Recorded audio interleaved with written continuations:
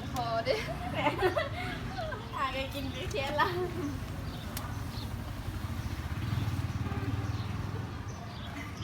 อยากเกินเกินไปเดี๋ยวนี้ฮะ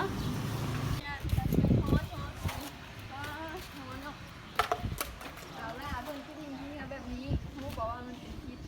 แต่สิ่งแวดล้อมนะเห็นให้ทำอะไรครบเดือนโอ้แม่บอกมูลืมไปเก็บเอาที่เราไปทิ้งที่หลังที่น่ะไปซาถ่ายที่ยังอยู่สั่ง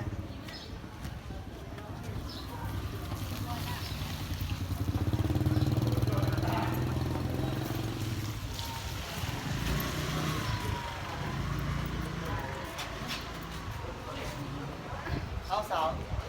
เจ้าผู้บอกกันที่นี่แบบนี้กันได้ถึงเมื่อก็สิ่งแวดล้อมเจ้าที่ตรงนี้มีเงินดีงานนี้ก็แค่ตรงนี้มันถูกต้องแค่ตรงนี้มันสะดวกต่อการมีสะดวกหรือไม่